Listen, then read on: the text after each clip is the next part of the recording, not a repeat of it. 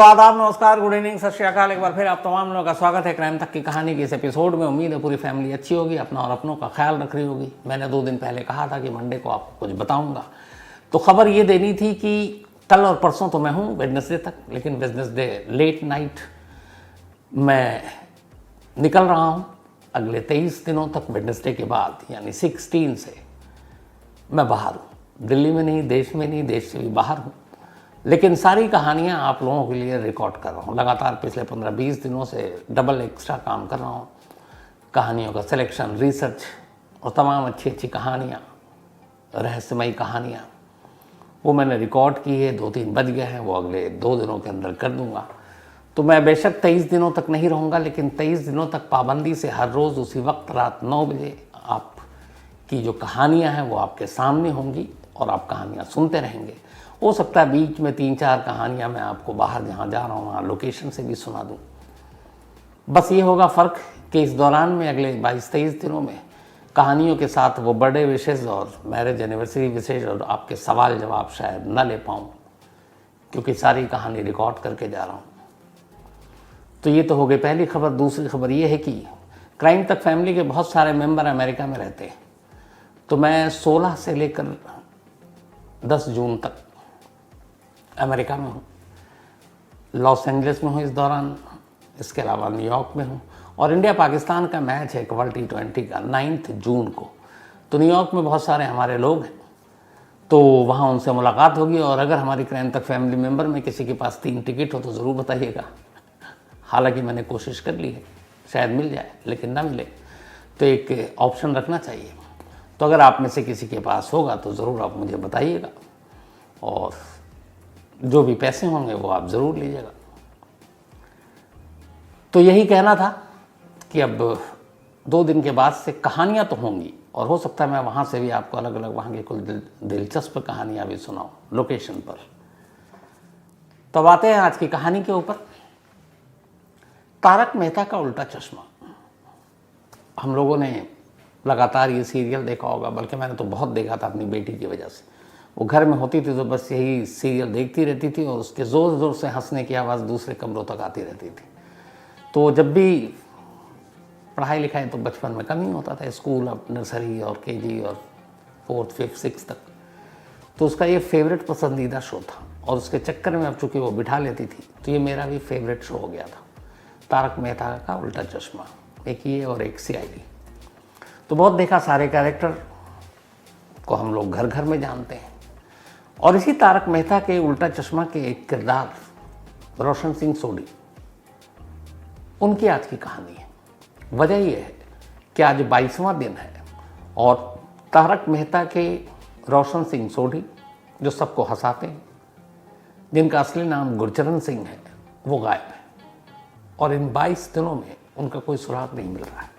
तो वो कहाँ गायब हो गए, क्यों गायब हो गए, कैसे गायब हो गए, क्या इसके पीछे कोई साजिश है, क्या उनकी किडनैपिंग है, या फिर ये है कि उन्होंने खुद को गायब करवा लिया, इन सारे सवालों के जवाब आज आपके सामने रखूंगा। बात 21 अप्रैल की है, पिछले महीने की। 21 अप्रैल को गुरचरण सिंह यानी कि अपने रोशन सिंह सोढ़ी, इनके फादर का बर्थडे था, और ये मुंबई से दिल्ली आए हुए थे। दिल्ली में एयरपोर्ट के करीब एक पालम एरिया है, वहीं पर गुरचरण सिंह जो हैं वो अपने माता और पिता के साथ रहते हैं। पिता का कोरोना के टाइम में सर्जरी हुई थी, तो इसलिए ज़्यादातर वो अपने माँ बाप का ख्याल रखते हैं शुरू से ही। तो 21 अप्रैल को चूँकि बर्थडे था तो वो ख़ास तौर पर मुंबई से आए थे, अपने पिता के साथ रहे। पर उनके पिता ने गौर किया कि गुरचरण सिंह कुछ उदास हैं, कुछ परेशान हैं, और वजह पता नहीं। तो उन्होंने उससे पूछा कि बेटा तुम कुछ परेशान हो, किसी परेशानी में हो, क्या बात है? अगर तुम माँ बाप से नहीं बताओगे तो किसको बताओगे? कुछ अगर ऐसी बात है तो शेयर कर लो। गुरचरण सिंह ने कहा कि ऐसी कोई बात नहीं है, लेकिन हाँ, मैं मुंबई जा रहा हूँ, कल वापस लौटता हूँ और फिर आपको लौटकर सारी बातें बताऊँगा। बस इतनी बात हुई जो उनके फादर ने बाकायदा रिकॉर्ड पर यह बात कही। अब इस बातचीत के बाद 21 अप्रैल को बर्थडे मनाया। नेक्स्ट डे यानी कि 22 अप्रैल की रात ठीक 8:30 बजे रोशन सिंह सोढ़ी यानी गुरचरण सिंह की दिल्ली से मुंबई की फ़्लाइट थी। अब चूंकि पालम में वो रहते थे, पालम से बेहद करीब है इंदिरा गांधी इंटरनेशनल या डोमेस्टिक एयरपोर्ट, तो बहुत ज़्यादा टाइम लगता नहीं है जाने में। तो 8:30 की फ़्लाइट थी, उन्हें निकलना था। और फिर वो घर से निकलते हैं और उनका आखिरी जो फ़ोन कॉल था वो एक्टिव था 9:22 पर रात को, 9:22, वो भी दिल्ली में ही। और दिल्ली में जो लोकेशन था वो डाबरी का इलाका था, साउथ वेस्ट, ये भी एयरपोर्ट के करीब है। अब फ्लाइट 8:30 बजे की है, कायदे से 9:22 पर प्लेन को हवा में होनी चाहिए, लेकिन 9:22 पर गुरचरण सिंह का मोबाइल फ़ोन आखिरी बार जो एक्टिव था वो डाबरी के पास, और इसके बाद 9:22 के बाद ये फ़ोन स्विच ऑफ हो जाता है। ज़रा सोचिए क्या होगा अगर एक मशीन को शेयर बाजार का भगवान मान लिया जाए। कुकू एफएम के ऑडियो लर्निंग प्लेटफॉर्म पर ऐसी एक बेहतरीन कहानी है, गूगल्ड बाय गॉड। ये कहानी ये कहती है कि अगर एक मशीन को शेयर बाजार का भगवान मान लिया जाए तो क्या होगा। कहानी है कि कैसे भाई का पहले कत्ल होता है और फिर फादर के साथ धोखा और विश्वासघात होता है, और ये सारी चीज़ें इस पूरी कहानी को एक अलग रास्ते पर ले जाती हैं। तो कोको एफएम के ऑडियो लर्निंग प्लेटफॉर्म पर गूगल्ड बाय गॉड सुनिएगा ज़रूर। कोको एफएम एक बेहद तेज़ी से बढ़ता हुआ ऑडियो लर्निंग ऐप है और लाखों लोग इसको सुन रहे हैं और इससे कुछ ना कुछ नया सीख रहे हैं, आगे बढ़ रहे हैं। अगर आपने अब तक कोको एफएम की ऑडियो बुक नहीं सुनी है तो अब आपके लिए कोको एफएम ने 7 दिन का फ्री ट्रायल शुरू किया है। इन 7 दिनों के दौरान आप पूरे प्लेटफॉर्म पर कोई भी शो सुन सकते हैं, जिनमें 5000 शो शामिल है, बल्कि 5000 से ज़्यादा हैं बिल्कुल मुफ्त। ऑफर बहुत तगड़ी है, तो अपने दोस्तों को और फैमिली मेम्बर्स को भी ये ज़रूर बताना। अब इसके बाद उनका कोई सुराग नहीं मिलता। इधर 8:30 की फ़्लाइट थी, करीब 2 घंटा मान के चलिए, 10:30 तक वो मुंबई पहुंच जाते। मुंबई पहुंचकर बहुत पाबंदी से जब भी वो जाते हैं, मुंबई दिल्ली उनका लगा रहता है, तो वो फ़ौरन अपने पेरेंट्स को फ़ोन करते हैं, ख़ासतौर पर अपने पिता को, कि मैं पहुंच गया हूं। लेकिन उस रात फ़ोन नहीं आता। अब इधर पिता इंतज़ार कर रहे हैं, सोए नहीं है, जागे हुए, लेकिन काफ़ी वक्त हो गया, फ़ोन ही नहीं आया। तब गुरचरण सिंह के एक दोस्त जो मुंबई में है, वो उनको एयरपोर्ट लेने आने वाले थे। तो पिता ने उनको फ़ोन किया कि क्या गुरचरण पहुंच गया। उन्होंने बताया कि नहीं, वो तो आया ही नहीं और उसका फ़ोन बंद है। उसने टेक ऑफ से पहले जब वो दिल्ली एयरपोर्ट पर पहुंचता है तो फ़ोन भी करता था कि अब मैं बैठ गया हूँ, लेकिन इस बार उसने कोई फ़ोन नहीं किया और उसका फ़ोन मैं लगातार ट्राई कर रहा हूँ, मोबाइल स्विच ऑफ है, फ़्लाइट जो है मुंबई लैंड कर चुकी है, पर वो बाहर नहीं आया। अब ये सुनकर पिता घबरा जाते हैं। उसके बाद वो पुलिस को कॉल करते हैं, फिर डाबरी पुलिस स्टेशन में एक रिपोर्ट लिखाते हैं कि उनका बेटा ये ऐसे ऐसे घर से निकला और उसके बाद से गायब है। अब पुलिस रिपोर्ट लिखती है, फिर पता चलता है कि ये गुरचरण सिंह तो वही हैं जो तारक मेहता के उल्टा चश्मा में पूरे देश को, दुनिया को हंसाते रहते हैं। उनका कैरेक्टर, किरदार ही कुछ ऐसा था। तो अब पुलिस तफ्तीश शुरू करती है। सबसे पहले पुलिस उनके मोबाइल को खंगालती है, तो पता चला कि वो स्विच ऑफ है। अब 2 फ़ोन था इनके पास, गुरचरण सिंह के पास। एक फ़ोन स्विच ऑफ था और एक दूसरा फ़ोन उन्होंने घर में ही छोड़ रखा था। पिता से पूछा गया तो पता चला ऐसा तो पहले कभी हुआ नहीं।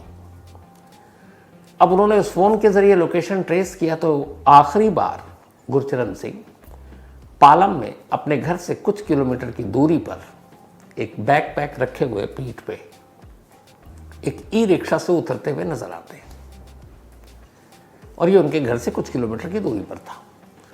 ये आखिरी सीसीटीवी कैमरा था जिसमें वो कैद थे। उसके बाद उनके फ़ोन का आखिरी लोकेशन डाबरी में दिखाई देता है 9:22 पर। उसके बाद मोबाइल भी स्विच ऑफ, और इसके बाद कोई सुराग नहीं। अब आजकल किसी को ढूंढना बड़ा आसान है। अगर आप मोबाइल आपके पास है, मोबाइल एक्टिव है, ऑन है, तो आप उसको लोकेशन पता कर सकते हैं। लेकिन यहाँ मोबाइल ही नहीं, आखिरी लोकेशन जो है 9:22, उसके बाद कट। तो फिर गुरचरण सिंह जी गए कहाँ? एयरपोर्ट वो पहुँचे नहीं। 8:30 की फ़्लाइट के सारे पैसेंजर्स के डिटेल पुलिस ने देखा, उसमें वो प्लेन में सवार ही नहीं हुए। और बाहर वो डाबरी के पास लोकेशन जो उनका रूट नहीं था, उधर वो 9:22 पर कोई मतलब नहीं था। तो फिर क्या हुआ? पुलिस ने फिर उनके बैंक डिटेल खंगाले। जब बैंक डिटेल खंगाले तो पुलिस हैरान रह गई, उनके बहुत सारे बैंक डिटेल थे। अब एक शख्स ज़्यादा से ज़्यादा 1, 2, 3, लेकिन उनके कम से कम 7, 8 बैंक डिटेल थे। तो पुलिस ने जब बैंक डिटेल खंगाला तो पता चला कि उसी दिन यानी कि 22 अप्रैल को उन्होंने एक बैंक से 14,000 रुपये निकाले हैं, विड्रॉ किए, बस यही है।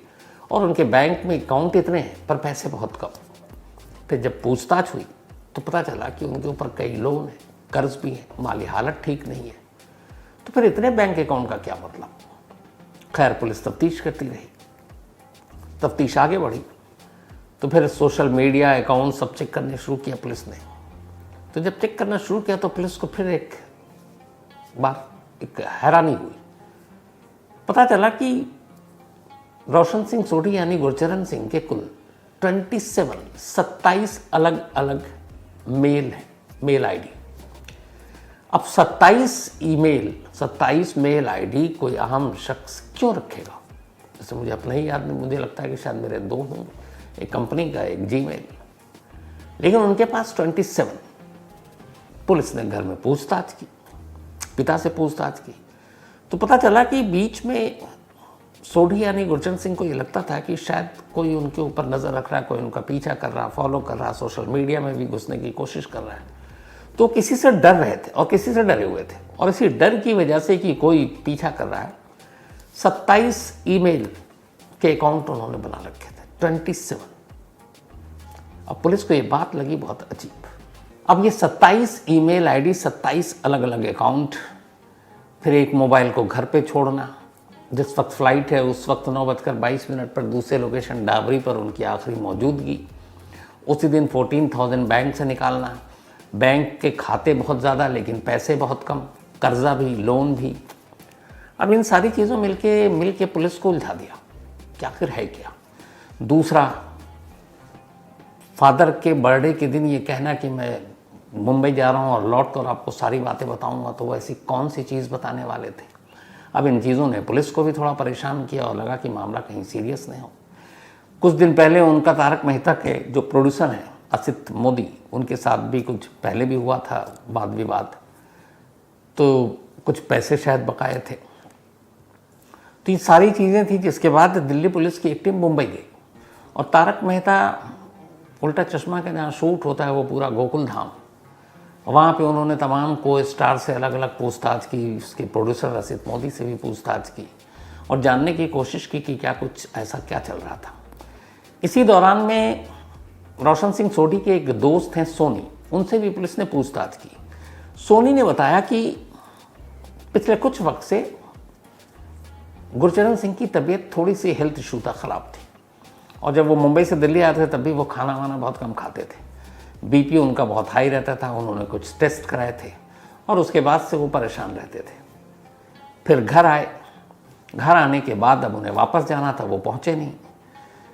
ये भी थी कि उनकी अभी खुद, ये कल की बात है, संडे 12 मई, रोशन सिंह सोढ़ी यानी कि गुरचरण सिंह का बर्थडे था, लेकिन वो तो 22 तारीख से ही गायब है।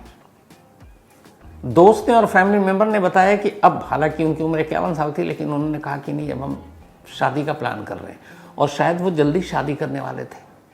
तो जब सारी चीज़ें थी तो फिर उनकी गुमशुदगी का मतलब क्या और कहाँ कैसे? अब पुलिस ने जो अब तक जांच की है और जो चीज़ें पुलिस को सामने आ रही हैं, इसमें 2 थ्योरी आ रही है, 2। एक कि या तो वो कहीं खुद से गायब हुए और ये सारा जो चीज़ें हुई हैं इसमें कोई किडनैपिंग और बाकी चीज़ें नहीं हुई हैं, खुद से उन्होंने दुनिया को छुपा लिया है। लेकिन उसके पीछे की वजह क्या है?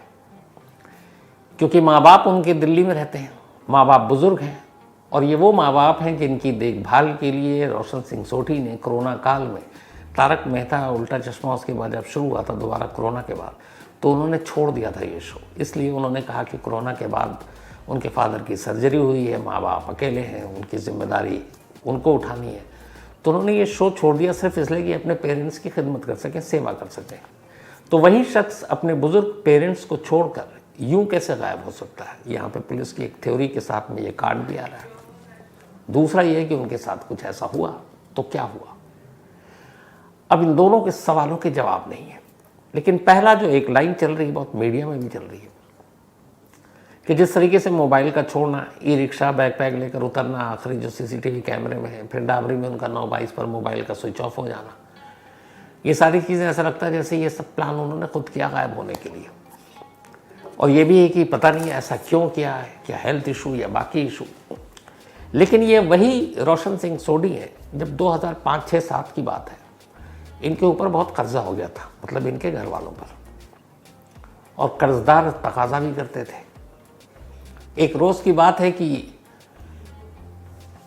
ये लगातार ऊपर वाले से कहते थे कि या तो कुछ ऐसा कर कि मेरे ये कर्ज उतार दे, वरना मैं परेशान हूँ, लेकिन एक वादा करता हूँ कि चाहे जो हो जाए मैं अपनी जान नहीं दूंगा, मैं लड़ूंगा, सब कुछ करूंगा, जान नहीं दूंगा, बट या तो मुझे कर्ज उतार दे या मुझे तू खुद ही उठा ले। ये बात होती रहती थी। एक प्लॉट था इनका जो बेच के कर्जा उतारना चाहते थे, प्लॉट भी नहीं बिक रहा था उस रेट पर, बट ये लगातार प्रार्थना करते रहते थे। और इत्तेफाक से एक दिन इनकी प्रार्थना सुन ली और उस प्लॉट के बड़ा अच्छा कोई ख़रीदार आ गया, बड़े अच्छे रेट दे दिए। जब पैसे आए तो उन्होंने खुद अपने तमाम कर्जदारों को फ़ोन किया और कहा कि तुम सब इतने बजे इस तारीख को गुरुद्वारा रकाबगंज आ जाओ दिल्ली में, तुम सबके पैसे लौटाने हैं। अच्छा, इसके बाद, इससे पहले उन्होंने कई बार वादा किया था, लेकिन प्लॉट बिक नहीं रहा था। तो सारे कर्जदार उस दिन पहुँचे, इस उम्मीद में थे कि शायद आज भी कोई बहाना होगा, लेकिन गुरचरण सिंह यानी रोशन सिंह सोढी बाकायदा बैग लेकर आए, चेक लेकर आए, और जितने उनके लोगों के ऊपर कर्जा था उन्होंने कहा मैंने इसलिए बुलाया कि देखो गुरुद्वारे में, गुरुद्वारे के सामने, गुरुद्वारे के अंदर तुम लोगों को दे रहा हूँ ताकि ये गवाही है और ये गवाह है। और मेरे कर्जे उतर गए। कहते हैं जब ये कर्जा उतर रहा था तो खुद गुरचरण सिंह भी रो रहे थे, जिन लोगों ने कर्ज लिया था वो भी रो रहे थे कि ये शख्स कितना परेशान था। पर उस दिन उन्होंने कहा था कि चाहे जो हो जाए मैं जान नहीं दूंगा। तो ये उस शख्स की कहानी है जो लड़ने वाला था, जो लड़ा और फिर सबके कर्ज उतारे। और फिर उसी दौर में जब ये सब हो गया तो उसने कहा कि कुछ करना चाहिए। तब गुरचरण सिंह पहुंचे मुंबई। मुंबई में इनको इधर उधर थोड़े भटके बड़े बड़े डायरेक्टर प्रोड्यूसर के सामने। उसी वक्त इत्तेफाक से तारक मेहता का उल्टा चश्मा शुरू होना था, और ये हालांकि बहुत पहले हो जाता, लेकिन कुछ वजह से उस वक्त टीवी पर सास बहू का ज़्यादा वो था, वर्चस्व। सास बहू टाइप सीरियल बहुत आते थे। तो एक फैमिली, एक सोसाइटी, जिसमें एक सोसाइटी बनाकर उसमें पूरे भारत की घर घर की कहानी दिखाने वाले जैसे कोई कंसेप्ट लेने को तैयार नहीं था। और इत्तेफाक से ये जो तारक मेहता का उल्टा चश्मा था, असल में ये जो तारक मेहता थे ये एक गुजराती राइटर थे, और इन्होंने ही ये लिखा था। और ये अखबार में वीकली कॉलम छपता था तारक मेहता के ही नाम पर, वो एक लेखक थे। तो उसमें यही एक कहानी थी कि एक सोसाइटी है, उस सोसाइटी में भारत के अलग अलग राज्यों के लोग हैं, अलग अलग धर्म के लोग हैं, अलग अलग तरह के लोग हैं, और उस घर में हर दिन उस सोसाइटी के अंदर कुछ ना कुछ ऐसी चीज़ें होती हैं जो पिरोया जाना चाहिए। तो उसी के बाद गोकुल धाम का कंसेप्ट आया कि उसमें सारे अलग अलग होंगे। तो ये तारक मेहता का ओरिजिनल था जो वहाँ के अखबार में छपा करता था, साप्ताहिक कॉलम। तो फिर इसके जो प्रोड्यूसर हैं असित मोदी, उन्होंने ये राइट ख़रीद लिया उस अखबार से, और राइट ख़रीदने के बाद वो मुंबई आए। वो ऐसी तारक मेहता का उल्टा चश्मा पर यही सीरीज़ बनाना चाहते थे। कई प्रोड्यूसर कई इधर उधर भटके, लेकिन उस वक्त जैसा मैंने कहा सास बहू और ये सारी चीज़ें थी, उनको लगा कि एक कॉलोनी में हिंदुस्तान दिखाने की जैसी चीज़ें लोग देखेंगे नहीं। तो करीब 7-8 साल तक राइट लेने के बाद भी ये शो बन नहीं पाया। 7-8 साल के बाद फिर चैनल मिला, फिर शो शुरू हुआ, और इसी दौरान इत्तेफाक से रोशन सिंह सोढी का कैरेक्टर था और गुरचरण सिंह मुंबई पहुंच गए। वहाँ उन्हें पता चला, वो ऑडिशन देने चले गए। उन्हें लगा कि पहली बार ऑडिशन दिया, होना तो है नहीं। वो लौट रहे थे तभी फ़ोन आया कि एक बार और आपका ऑडिशन होना है। तो इन्हें लगा कि शायद वो पैसे वैसे कमाने का चक्कर है, पैसे मांगेंगे। वो दोबारा गए, लेकिन जब दोबारा गए ऑडिशन दिया तो वहीं सिलेक्शन हो गया और कहा गया कि आपका रोल जो है रोशन सिंह सोढी एक सरदार का रोल है। और इनकी बीवी के तौर पर जिस कैरेक्टर को चुना गया वो जेनिफर थी, और वो घबरा रही थी। लेकिन फिर इनकी जोड़ी ऐसी बनी पर्दे पर कि वो हिट हो गई। उसके बाद तारक मेहता ने रोशन सिंह सोढी को घर घर पहुंचा दिया। लेकिन फिर बीच में करीब 2013 के आसपास कुछ मनमुटाव हो गया प्रोड्यूसर असित मोदी से, तो रोशन सिंह सोढी ने ये इस शो से किनारा कर लिया। इनकी जगह पे एक नया रोशन सिंह सोढी आया, बट लोगों ने उसको पसंद नहीं किया। और इतना दबाव आया कि फिर असित मोदी को वापस गुरचरण सिंह को इस शो में लाना पड़ा और फिर उन्होंने वापस काम शुरू किया। 2008 से लेके फिर लगातार करते रहे। 2020 में कोरोना ने दस्तक दे दी, शो की शूटिंग रुक गई, सभी कलाकार अपने अपने घर चले गए और उसी में ये भी थे। लेकिन जैसे ही कोरोना के बाद शूटिंग दोबारा शुरू हुई तब गुरचरण सिंह ने कहा कि अब इस शो में काम नहीं करूँगा, इसलिए कि मेरे पेरेंट्स का इशू है, फादर का ऑपरेशन हुआ है और उनकी देखभाल करनी ज़रूरी। तो कोरोना के बाद उन्होंने एक तरह से तारक मेहता से किनारा कर लिया था। हालांकि उनके किनारा करने के बाद और उससे पहले भी फिर तारक मेहता के बहुत सारे लोगों जो स्टार कास्ट थे, मेन जो तारक मेहता का कैरेक्टर कर रहे थे उसमें, उन सब ने ही, शैलेश लोढ़ा और आपके जेठालाल दयाबेन, तो उनमें से दयाबेन वो भी छोड़ गई।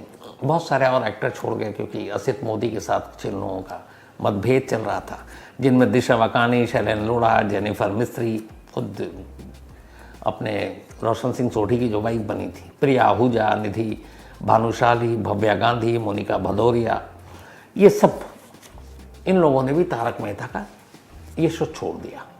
तो पुराना जो तारक मेहता देखने वाले तमाम जो बच्चे हैं जो अब धीरे धीरे बड़े हुए हैं, अब तारक मेहता जो है वो बिल्कुल डिफरेंट है। और उसी तारक मेहता के रोशन सिंह सोढ़ी की ये गुमशुदगी उससे भी ज़्यादा रहस्यमयी है। पुलिस की टीम मुंबई हो आई है, तारक मेहता की तमाम कास्ट, क्रू, प्रोड्यूसर, इन सब से पूछताछ कर चुकी है, तमाम उनके बाकी डिटेल्स खंगाले गए हैं, लेकिन अभी तक कोई सुराग नहीं मिला। हालांकि पुलिस, चूँकि हम लोगों ने जो अनऑफिशियली बातें की हैं सोर्सेस से, पुलिस वालों का यही कहना है कि उन्हें इस बात की उम्मीद कम है कि उनका किडनैप हुआ है। तो अगर किडनैप नहीं हुआ तो फिर सवाल ये है कि गुरचरण सिंह ने खुद को ही क्यों गायब करवा लिया, क्या वजह थी? और वो भी वो गुरचरण सिंह जो अपने माँ बाप को सबसे ज़्यादा प्यार करते हैं, और उनके माँ बाप, इन दोनों का बुरा हाल है इस वक्त, ख़ास तौर पर उनके पिता का, और वो लगातार पुलिस से यही गुजारिश कर रहे हैं कि किसी तरह उनके बच्चे को ढूंढ के ले आओ। तो हम सबकी भी यही दुआ है कि हमारे रोशन सिंह सोढ़ी, जिन्होंने इतने बरसों तक हम लोगों को हंसाया है, वो ठीक ठाक हों, बाहिफाजत घर लौट आए और सब कुछ ठीक हो। तो इसी दुआ के साथ फिलहाल कहानी में इतना ही। लेकिन कहानी ख़त्म करूं उससे पहले वही अपना सिलसिला। आज हमारे दो ख़ास सहयोगी, एक गोपाल शुक्ला जी और एक संजय शर्मा साहब, इन दोनों का जन्मदिन है। गोपाल बहुत पुराना साथी है, पहले स्पोर्ट्स में था, फिर अब क्राइम में है, और अभी खैर छुट्टी में है क्योंकि उसकी बिटिया आयरलैंड से आई हुई है, तो अभी जम्मू कश्मीर घूमने गए हुए साहब। तो हैप्पी बर्थडे गोपाल, हमेशा अच्छे रहो, मुस्कुराते रहो और हमें चने वने इसी तरह खिलाते रहो, यही दुआ है। और बेटी और भाभी के साथ एंजॉय करो। और दूसरा हमारे कुलीग संजय शर्मा, इनको आप टीवी पर देखते रहते होंगे। Sanjay Sharma happy birthday. मैं हमेशा कहता हूँ संजय शर्मा के बारे में कि टीवी इंडस्ट्री में जो सबसे ज़्यादा काबिल लोग हैं उनमें से एक संजय शर्मा है, और निहायत शरीफ इंसान, बहुत ही अच्छा, इतनी इसके पास नॉलेज है और इतना काबिल है कि इसको पता नहीं हिंदी, उर्दू, इंग्लिश, पंजाबी, हरियाणवी, भोजपुरी और पता नहीं कितनी ज़ुबान है, सब ज़ुबान आती है इसको। तो इसको कभी आप लाइव पे देखें, या तो अदालत से, या फिर मथुरा से, या फिर ईद पे जामा मस्जिद से, ऐसा लगेगा भाई मतलब हर धर्म के बारे में इसको पूरी जानकारी है, और ज़ुबान पर तो इसकी इतनी पकड़ है, लिखता शानदार है, और उससे भी बड़ा इंसान बहुत अच्छा है। तो हैप्पी बर्थडे संजय, हमेशा अच्छे रहो यार, खुश रहो। इसके अलावा आज ध्रुविन डेबारिया, ये यूके यानी कि ब्रिटेन से हैं, इनका भी जन्मदिन है, तो हैप्पी बर्थडे ध्रुविन। भुवीन डोबारिया, इनका बर्थडे है, तो हैप्पी बर्थडे भुवीन साहब, ये यूके में रहते हैं यानी कि ब्रिटेन में। नितेश कुमार, इनका भी आज जन्मदिन है, तो हैप्पी बर्थडे नितेश, और ये भेजा है मैंग कुमार रे ने। अब्दुल रहमान का भी आज बर्थडे है, तो हैप्पी बर्थडे अब्दुल रहमान, और ये अली हसन के बेटे हैं। और get well soon Abdul Rahman, आप जल्दी अच्छे हो जाएं। प्रिया मिश्रा का भी आज बर्थडे है, तो हैप्पी बर्थडे प्रिया, और ये भेजा देवेंद्र पांडे ने है। साथ ही अमित का भी आज जन्मदिन है, तो हैप्पी बर्थडे अमित, भेजा नीतीश कुमार सिंह ने है। करुणा शर्मा जी का भी आज जन्मदिन है, तो हैप्पी बर्थडे करुणा जी, और ये भेजा है सलोनी शर्मा और कृष्णा वशिष्ठ ने। साथ ही शिवम गुज्जर का भी आज बर्थडे है, तो हैप्पी बर्थडे शिवम, भेजा उदम गुज्जर ने है। दिव्या आकृति का भी आज बर्थडे, तो हैप्पी बर्थडे दिव्या। भेजा सोनू कृष्ण है। साथ ही रोहित साहू, इनका भी जन्मदिन, तो हैप्पी बर्थडे रोहित। भेजा एकता कश्यप ने है। यश शर्मा उर्फ नन्नू, इनका भी बर्थडे, तो हैप्पी बर्थडे यश। भेजा है बसंत शर्मा ने, and thank you so much आपके मेल के लिए। रीता गुप्ता जी और मनोज कुमार गुप्ता जी की मैरिज एनिवर्सरी, आप दोनों को बहुत बहुत बधाई। साथ ही आज भाविका धोत्रे और हर्ष धोत्रे जी की भी एनिवर्सरी है, तो आप दोनों को भी बहुत बहुत बधाई। शिल्पी सिंह और उमा खान जी, इन दोनों की भी मैरिज एनिवर्सरी, आप दोनों को भी बहुत बहुत बधाई। भेजा है नेहा पाठक ने। साथ ही राबिया और शाहरुख खान, इन दोनों की भी आज एनिवर्सरी है, आप दोनों को भी बहुत बहुत बधाई। इसके अलावा आज पूर्वी गजभिये और प्रफुल्ल गजभिये, इन दोनों की एनिवर्सरी है, तो पूर्वी जी और प्रफुल्ल जी, आप दोनों को बहुत बहुत बधाई। भेजा है, इनके बच्चे हैं दो, आदवे और आयांश। संतोष कुमार कुल्लू अन्नी से हैं ये, thank you so much. Harsh Patel, thank you so much आपका। शुभम सखारे एक कहानी की फरमाइश की है। इसके अलावा गुड्डू अंसारी, इन्होंने कहा है कि लाश को आप कहानी में जब कहते हैं लाश की जगह आप डेड बॉडी कहिए, क्योंकि सोते में डर लगता है। ठीक है गुड्डू साहब, आइंदा यही कहूँगा। Firoz Azmi, thank you so much. इसके अलावा किशोरी ठाकुर काठमांडू से हैं, थैंक यू सो मच आपका भी। तो लास्ट में आपको वापस एक बार फिर से याद दिला दूं कि डिस्क्रिप्शन में जो लिंक है, वहाँ कुकू FM डाउनलोड करके कुकू FM में 7 दिन का फ्री ट्रायल शुरू किया है। इन 7 दिनों के दौरान आप पूरे प्लेटफॉर्म पर कोई भी शो सुन सकते हैं, जिनमें 5000 शो शामिल हैं, बल्कि 5000 से ज़्यादा हैं बिल्कुल मुफ्त। तो कहानी में आज इतना ही। अब आपसे मुलाकात होगी कल रात 9 बजे किसी नई कहानी के साथ। तब तक अपना और अपनों का ख्याल रखिएगा। Thank you very much.